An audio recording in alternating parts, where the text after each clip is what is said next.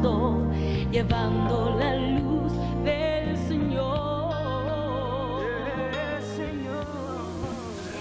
Buenos días, hermanos y hermanas. ¿Cómo están? Espero que bien. Mañana, lunes, insisto, tenemos a las 20:30 horas una reunión especial de oración. Pero todos los domingos nos juntamos a las 10 de la mañana. Hoy día había un grupo más interesante, más hermanos que vinieron a orar y estuvimos allí con Walter. Él nos acompañó orando por él y por su familia. Así que todos los domingos a las 10 de la mañana la iglesia es convocada para orar. Y mañana un tiempo de oración especial, entonces a las 20:30 horas. Todos son cordialmente invitados para orar y estemos atentos a la cadena de oración que tenemos durante la semana. Estemos orando los unos por los otros. Así que la iglesia es convocada para orar. Del día miércoles de la noche hasta el domingo estaremos fuera de la ciudad en el sínodo de pastores que se realiza en Temuco, en una junta extraordinaria, especial en Temuco, así que no voy a estar por acá en esos días. Saludo a mi hijo que está, mi primogénito, nuestro primogénito, pastor de jóvenes allá en la iglesia de Dinamarca en Temuco, de la iglesia de niños también, él es pastor y especialmente de los jóvenes y adolescentes. Bienvenidos todos los hermanos y hermanas, visitas que están con nosotros. Estamos en un mes de evangelización. En esta hora quiero meditar en la pregunta que Jesús hace en el párrafo que delante Javier leyó, Mateo capítulo 12, versos 9 al 14. Y Jesús hace una pregunta allí muy importante. ¿Cuánto más vale un hombre? ¿Cuánto más vale un hombre? En este relato tenemos preciosas enseñanzas para cada uno de nosotros. Esta historia está en tres evangelios. Está en el evangelio de Mateo, Marcos y Lucas. Y vamos a poner un poquito de atención a los diversos detalles que se mencionan en los tres evangelios respecto a este caso de este hombre que tenía una mano paralizada y Jesús lo sana. Quisiera que lo viéramos y pudiésemos sacar algunas conclusiones de esta historia. Primero, veamos la ocasión.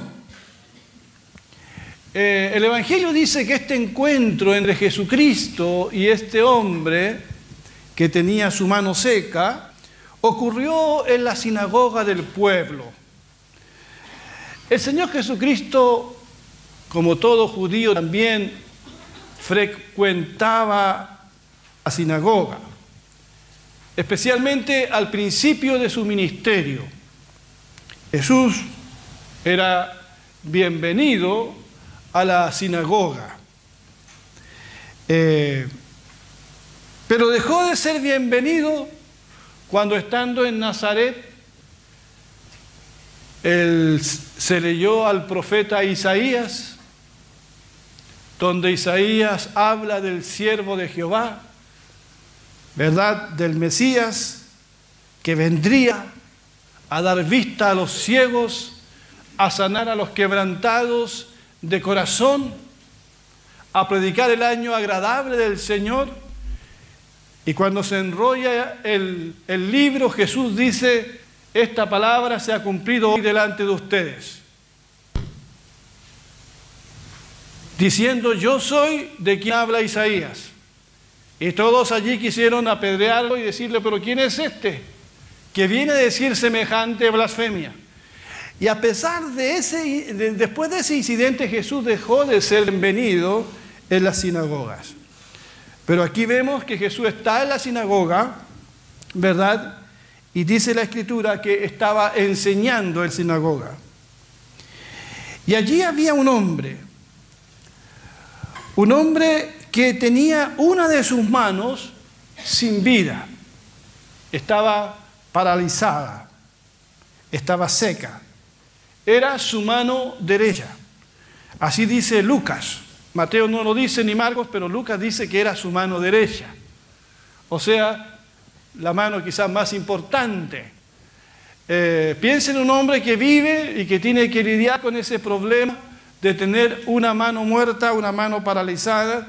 No se nos dice las razones por qué tuvo algún accidente, nació así. No lo sabemos. No lo sabemos, pero era su mano derecha. Su mano derecha. Así que esta enfermedad limitó a este hombre para desarrollar ciertos trabajos. Y por esta situación yo me imagino a este hombre, ¿verdad?, con una autoestima muy baja. Claro, una persona que se ve limitada de alguna manera físicamente para desarrollar una actividad, obvio que a la larga eso le perjudica no solamente físicamente, sino también psicológicamente. Además, yo creo que este hombre pensaba seguramente que esto que le había pasado era un castigo de Dios, un castigo de Dios. Porque en la cultura judía, una persona que sufría un tipo de enfermedad era porque Dios lo había castigado. O sea, era una cultura muy cruel contra aquellas personas que sufrían alguna dolencia física. Ustedes recordarán ese caso cuando Jesús va pasando con sus discípulos y ven a un hombre que está ciego, un hombre que nació ciego. Entonces los discípulos le preguntan a Jesús: ¿quién pecó, este o sus padres, para que haya nacido ciego? O sea, porque en la mente de un judío, si una persona sufría o padecía una enfermedad, si era ciego, como el caso de ese hombre, tenía que haber pecado. Alguien tiene que haber pecado. Pero lo curioso es que ellos dicen: pecó él o sus padres para que haya nacido ciego. O sea, ellos inclusive pensaban que hasta se podía pecar en el vientre de su madre. Eran muy crueles, como muchas veces son crueles nosotros. Amén. Somos terriblemente crueles. Y juzgamos situaciones. Así somos como seres humanos, como sociedad. A veces, sin tener toda la información, sin conocer quizás las causas, y empezamos a especular. Y a veces hacemos sufrir personas. Por eso. Bueno. ¿Se acuerda? Recuerdo el caso cuando en Lucas 13 dice: en aquella ocasión algunos que habían llegado le contaron a Jesús cómo Pilato había dado muerte a unos galileos cuando ellos ofrecían sus sacrificios. Jesús les respondió, porque Jesús conocía el pensamiento: ¿piensan ustedes que esos galileos, por haber sufrido así, eran más pecadores que todos los demás? Porque estaba en la idea del judío esto. Se les cayó la torre, Pilato los castigó porque eran más pecadores. Pero Jesús dice: no, de la misma manera todos ustedes perecerán a menos que se arrepientan. Entonces este hombre que tiene la mano paralizada, de alguna manera sentía que lo que estaba ocurriendo con él era castigo de Dios. Y por lo tanto también tenía mucha, pero mucha culpa. Mucha culpa. La gente lo hacía sentirse culpable. Y este hombre lisiado no recibió ayuda de quienes deberían haberle tendido la mano: los fariseos, los escribas, los hombres religiosos de ese tiempo. No lo ayudaron. Al contrario, le hicieron sentir que era un castigo de Dios. De lo único que estaban preocupadas estas personas era si Jesús lo sanaría un día sábado. La Biblia dice que estas personas acechaban a Jesús. Busqué el significado de acechar, dice observar con atención a alguien sin ser visto, generalmente para atacarlo o hacerle algún daño. Ahora, ¿con qué intención entonces lo acechaban? La Escritura dice a fin de hallarle de qué acusarles. Para esta persona era más importante cumplir la ley que ayudar a un hombre. Era más importante tenderle trampa a Jesús que preocuparse de este hombre que está sufriendo. Hermanos, amigos, en este tiempo vivimos constantemente nosotros encontrándonos con personas que están lisiadas. Lisiadas del cuerpo y también del alma. Personas que sufren de una u otra manera la discriminación por su condición física y también por su condición moral, ¿no? Esta persona es demasiado pecador para que alcance la gracia de Dios. Debemos nosotros como iglesia a esas personas mostrarles el camino a Dios. Debemos mostrar la compasión que nuestro Señor Jesucristo mostró. A veces tenemos solo palabras de condenación. Y nos olvidamos lo que dice Juan 3:17, porque no envió Dios a su Hijo al mundo a condenar al mundo, sino para que el mundo sea salvo por él. Debemos enfrentar a las personas con su pecado y llevarlas a Cristo, pero muchas veces a priori las condenamos sin darnos el tiempo de acercarnos, conocer su realidad y el drama que están viviendo. La iglesia del Señor Jesucristo, y por las cosas que escuchábamos, ¿verdad?, en el tiempo de oración que tuvimos esta mañana, debe ser una iglesia muy sensible a la necesidad de la gente, especialmente a esa gente que está sin Cristo y sin esperanza en este mundo.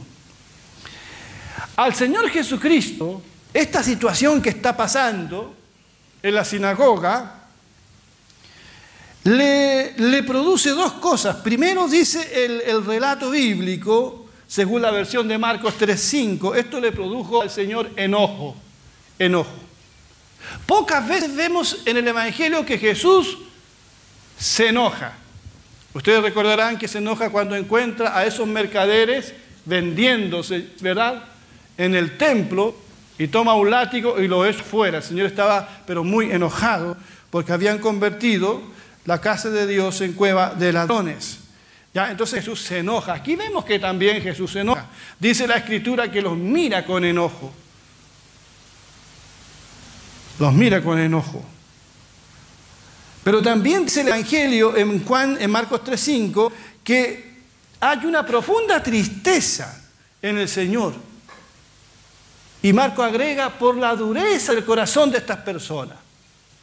Vio a esta gente tan insensible frente a esta realidad que está pasando, que eso le provoca al Señor no solamente enojo, sino una profunda tristeza.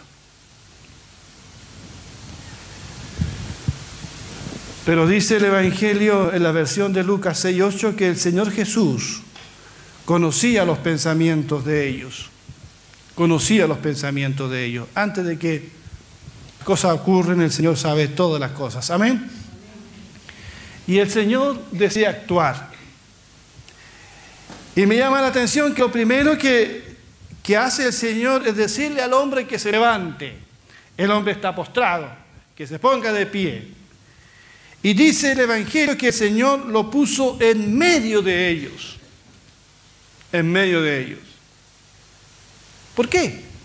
¿Por qué el Señor hace eso? Pueden haber varias respuestas a esta situación. Quizás es para que los asistentes en la sinagoga se enfoquen en el hombre y en el problema que él está teniendo. Jesucristo está diciendo, esto es lo importante aquí, ¿cómo ayudamos a este hombre? No si cumplimos el sábado o no. Él es el importante aquí. Y el Señor entonces lo pone en medio de ellos para que estos hombres se tengan un momento a mirar a ese hombre, a mirarlo. Porque esa es una de las cosas que nosotros a veces no hacemos, es mirar, es mirar. A veces vamos muy rápido por la vida y no miramos. No miramos. Hacemos como que miramos, pero no estamos mirando. O eso nos conviene mirar. Es mejor pasar rápido, pasar de largo, no detenerse. ¿Para qué amargarnos la existencia? No miramos a las personas. Entonces Jesús toma a este hombre y lo pone en medio para que ellos se detengan a mirarlo. El Señor deseaba despertar en estas personas la compasión por esta persona que está lisiada. Así que le dice al hombre que se levante y se ponga donde todos puedan verle, porque seguramente era la primera vez que este hombre iba a la sinagoga. Había ido muchas veces, pero nadie lo había observado. A veces vienen personas a la iglesia y no sabemos que viene una persona discapacitada. Ni nos damos ni cuenta, porque estamos tan enfocados en nosotros mismos, en nuestra religiosidad, en conectarnos solamente con Dios, que nos desconectamos con el que está a nuestro lado.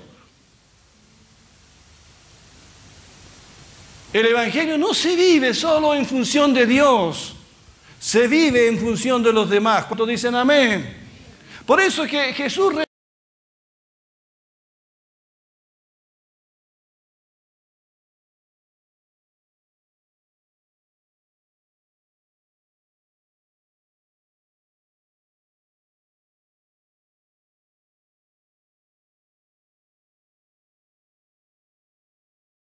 resume el mandamiento, la Biblia, podríamos decir hoy, en dos grandes mandamientos. ¿Cuáles son?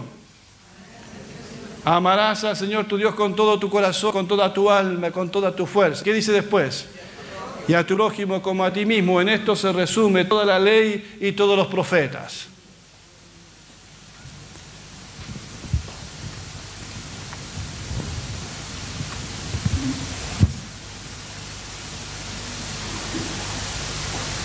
Cuando Jesús pone a este hombre en medio de todos, hace la siguiente pregunta: ¿es lícito en los sábados hacer bien o hacer mal? ¿Salvar la vida o quitarla? Si yo le pregunto esto a un niño de la escuela dominical, él me daría la respuesta correcta.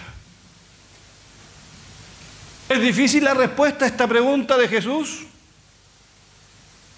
¿Es lícito en los sábados hacer bien o hacer mal? ¿Salvar la vida o quitarla? ¿Qué respondería un niño? Salvar la vida. Mire, pastor, salvar la vida.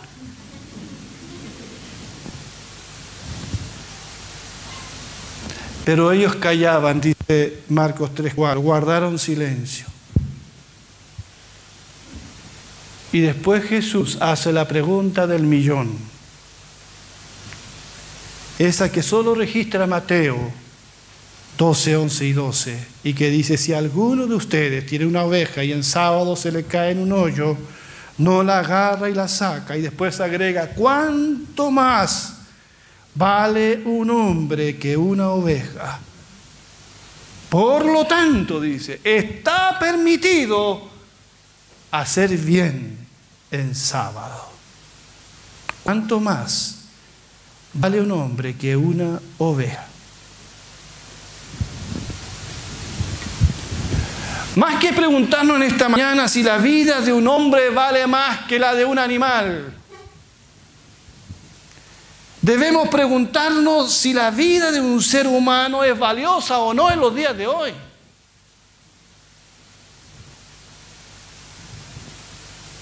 Sin tener que comparar la vida de un ser humano con una mascota o con otra criatura. Parece que la vida de algunos sí es valiosa y parece que la vida de otros no es importante, no es valiosa. Parece que la vida de los niños del Sename no es tan valiosa cómo las autoridades de turno se han enriquecido con puestos allí y nadie ha hecho una buena gestión y muchos niños han tenido que pagar las consecuencias. Parece que en este país la vida de ese niño que está por nacer no vale. No es importante. Pensemos, hermanos, y hemos visto en noticias nosotros en esta mañana, lamentables noticias de esos niños de Siria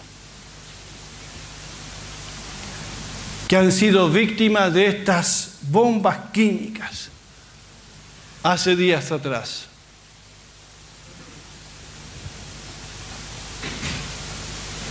Sacándose ese cloro allí con chorros de agua. Es para llorar. ¿Esos niños le importan a alguien?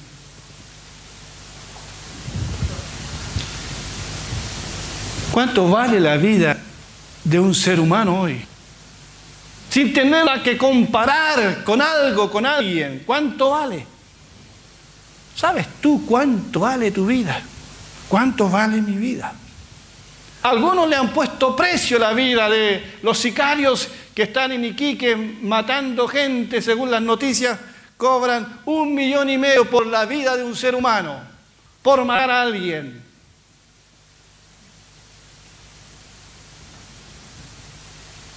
No valemos nada. ¿Cuánto vale? Ahora, ¿cuánto vale la vida, hermanos y hermanas, de este hombre lisiado que está en la sinagoga? ¿Cuánto valía para estos religiosos? ¿Cuánto valía? Yo creo que no valía más que la vida de una oveja. Porque Jesús les dice, si en el día de reposo a ustedes se le cae en un pozo una oveja, no la sacan. Y el Señor hace que ellos entonces empiecen a razonar. ¿Valía la vida de ese hombre enfermo la vida de una oveja? Ahora, ¿por qué? ¿Por qué la vida humana vale? Porque la Biblia dice que fue el hombre, incluida la mujer, ¿verdad?, el que fue creado a imagen y semejanza de Dios, y no una oveja. Y por muy manchada que esté la imagen del hombre, la imagen de Dios en el hombre, este sigue siendo hombre, sigue siendo ser humano, y por lo tanto es valioso para él. La vida del hombre vale más que una oveja, vale más que la vida de una mascota, no hay comparación. Por eso en esta mañana quiero recordar a alguna visita amigo que está acá presente, que su vida no tiene precio. Tu vida vale mucho, mucho, tan valiosa en nuestra vida. Y lo recordábamos días atrás, que nuestro Señor Jesucristo, y no otro, el Hijo de Dios, derramó su sangre en la cruz, dio su vida por nosotros en la cruz. Por eso la Biblia dice que nosotros no fuimos redimidos del pecado como cosa corruptible, como oro o plata. Porque no habría sido suficiente todo el oro del mundo para rescatarnos. Tuvo que nuestro Señor Jesucristo dar su vida en la cruz, dar su sangre para redimirnos. Eso significa que tu vida vale. Cuando sientas que tu vida no vale, cuando sientas que tu vida a nadie le importa, mira a la cruz y ve a Jesucristo allí dando su vida por ti y por mí. ¿Cuántos dicen amén? Eso es lo importante.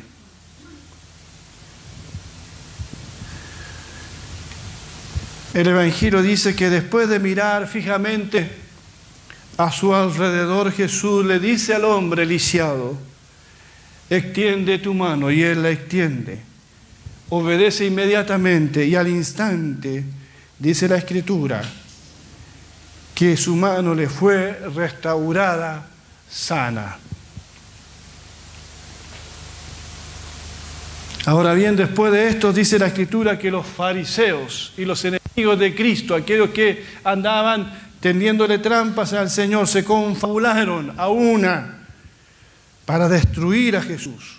Abandonaron enojados la sinagoga, llenos de ira y de rabia. El hecho de que un lisiado hubiese sido sanado no les afectó en lo más mínimo. No se alegraron por la salud de este hombre. Lo que hicieron a partir de ese momento fue planificar el asesinato de nuestro Señor Jesucristo.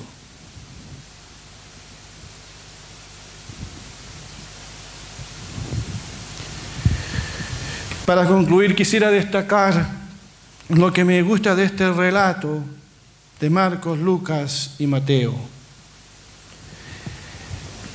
Es ver cómo nuestro Señor Jesucristo no se preocupa, porque nosotros nos preocupamos. El Señor se ocupa. Lo que me gusta es cómo el Señor se ocupa de las personas. Cómo Jesús se acerca a las personas, cómo Jesús ve a las personas, conoce su dolor y se compadece. El Cristo que nosotros servimos, el Cristo del Evangelio, es un Cristo que ve a las personas, es un Cristo que no es ciego, se acerca. Parecía una cosa tan simple, una mano paralizada, no es tan importante como tener los pies paralizados, tener una ceguera, ¿verdad? Pero para este hombre era sumamente importante, porque esa mano paralizada le complicaba toda la existencia, ¿verdad? Pero Jesús se interesa y se ocupa. Otra cosa que me llama la atención es cómo el Señor se pone en contra de aquellos que son insensibles, que son duros de corazón, aunque vayan a la sinagoga todos los sábados. Porque la vida cristiana no se trata de ir a la iglesia, no se trata de ir a la sinagoga, se trata del corazón. Si no tenemos amor por nuestros prójimos, si no hemos nacido de nuevo, todavía dice Juan, estamos en tinieblas. Aquí Jesús destaca el valor de todo ser humano, de todos. El valor de la persona humana, cualquier persona. Por eso el Evangelio dice, porque de tal manera amó Dios al mundo que ha dado a su Hijo unigénito, para que todo aquel que en Él cree no se pierda, mas tenga vida eterna. Como estudiábamos en la Academia Bíblica el miércoles, la salvación es universal, porque de tal manera la oferta es para todo, pero todos somos llamados a tomar una decisión con respecto a ese evangelio que nos es presentado, con respecto a la persona de nuestro Señor Jesucristo. Lamentablemente, aquí vemos en este relato una mala decisión de un grupo de personas que rechaza a Jesús hasta quiere asesinarlo. Walter, en el grupo de oración, hace unos días atrás, hizo llegar una frase que me hizo pensar. Comillas, con el nacimiento de Cristo, la historia se dividió en dos, antes de Cristo y después de Cristo. Pero con su muerte y resurrección, la humanidad se ha dividido en dos, los que creen y los que no creen. Frente a la bendita persona de nuestro Señor Jesucristo, somos llamados a tomar una decisión. Es sí o no a Cristo. No hay otra decisión. Lo acepto en mi corazón como Señor y Salvador o me pongo en contra de Él. No podemos ser neutral, debemos decidir. Si yo digo no, ni lo uno ni lo otro, ya he decidido en contra de Cristo. Por eso en esta mañana invitamos a aquellas personas que aún no han tomado esta decisión por Cristo, que vengan a Jesucristo. Porque no tenemos una mano sin vida, no tenemos una mano seca, No tenemos una mano paralizada, lo que tenemos es un alma sin vida. Estamos separados de Dios, dice la Escritura, muertos en nuestros delitos y pecados. Y solamente Jesucristo puede devolvernos la vida y puede darnos vida eterna, el perdón de nuestros pecados. Quizás sientas que tu vida no vale mucho, que a nadie le importa. Tu vida sí le importa a Dios. Él te ama, pero es tu decisión recibirlo o aceptarle. Que Dios bendiga su palabra. Vamos a que los músicos pasen acá, por favor. Vamos a tener tiempo de oración.